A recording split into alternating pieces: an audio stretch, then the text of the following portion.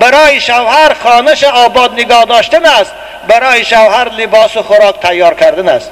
همین کار، همین کار نیست؟ مگر عزیزان من، از وقت من مادر رو در رستوران کاسه طبق شوه، در رستوران پول شوه، در رستوران قطع شوه، این بلند برداشتن حقوق زن. او کدامش انصاف است؟ آی شما رو کور کردین این دشمنای خدا. زنک لباس شوهرش شوید، این تحقیر به حقوق زن. اما در خیمچسکر و لباس مردای بیگانه رو شوید، این بلند برداشتن حقوق زن. زنک در خانه پیش شوهرش اوقات بیاره، این پایمال کردن حقوق زن. در رستوران پیش مردهای بولهوس تا سینه‌اش اینجاش نوش با ناز ایشما اوقات بیاره، این بلند برداشتن حقوق زن. کدامش از انصاف؟ خدا رحمت کنه. فردوسی بزرگم یک بیت دارد در شاهنامه‌اش: زنان را بود بس همین یک هنر، کشینند و زایند و شیران نر. زن هنرش چیز از زن ما رارویی است؟ زن هنرش در رستوران پیش خدمت بودن است؟ زن هنرش در دکان سودا زینت داده به ایشما خریدارا رو به خود جلب کردن است؟ هنرش نیست؟ زنان را بود بس همین یک هنر، کشینند خانه دا زایند شیران نر. من این جوانکای زیبا رو تربیت کنند.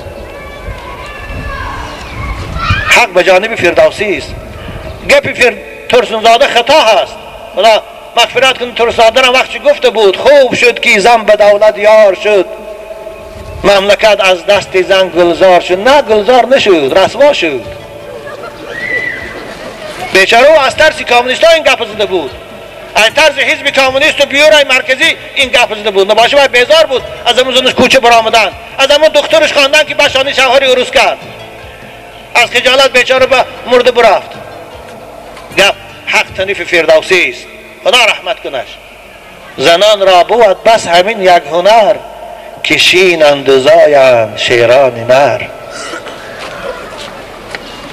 من نمیگم خواهرای ما کار نکنن. خوب وقتی که زندگیش نمیگذارد، شوهرش کم بغل است، برای یاردمی در زندگی میلش کار کنه، اما کاری به خودش مناسب کند. کارهای زنان هم هست، کند همون کارا، عیبش نیست، لیکن با آداب اسلامی، با روی مال، با کرتی آستیندار برات کار کند. بازار میشیند، در دکان کار میلش کار کند. روی مال بندد پیش برکش محکم، خلط پوشد تا آستینش تا بندی دستش محکم، میلش کار کند. خدا این اجازت داد، پیغمبر این اجازت داد است. ان الله قد اذن لكم ان تخرجن لحوائجكن. رسول اکرم در شما خواهرها به خاطر ضرورت دادن. مختصر هم است، ملاهای مختصر خان هم میدانند که حتی زن در حالت عده اگر از جای نفقه میرسیدگیش نباشه میتانه و تخرج فی الملوین، خاشب و خاروز برات کار کنه به خاطر نفقهش. لیکن خواهرای عزیز، وظیفه شما شوهربانی کردن است، وظیفه شما خانه شوهر تازه نگه داشتن است، وظیفه شما شوهراتان دوست داشتن است، فرزند تربیت کردن است. نگهدار رئیس جمهور در کدام واخری با زنها هشتم مرد بود. من گاگا تلویزیون یکی حوصله ببینه تماشا میکنم، برای بعضی گپا رو ببینید شما دوگم واقعی. شما تلویزیون تماشا میکنید فقط سورک چی نوپگدی رو تماشا کنید، چی اینا را یک عبرت نمیگیری از وای. تلویزیون آدم به چشم عبرت نگاه میکنه که بعضی اصلاحاش کمبودیاش اصلاح کنه، بعضی سخنهای فایده آورش حکمت گیره، درس عبرت گیره، برای تماشا میکنه. کسی از زنها از زل پرسید که نمیشه و همسرتان ینگر رئیس زنهای تاجیکستان کنید یا خانم ها رو سردارش؟ که رئیس جناب علی گفتن برای همسری من از این خدمت بزرگ نیست که همسری من است، من تربیت میکند، من غذا ما تامین میکند، بچه ها ما تامین میکند.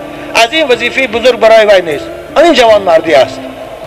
برای شوهر خانه‌اش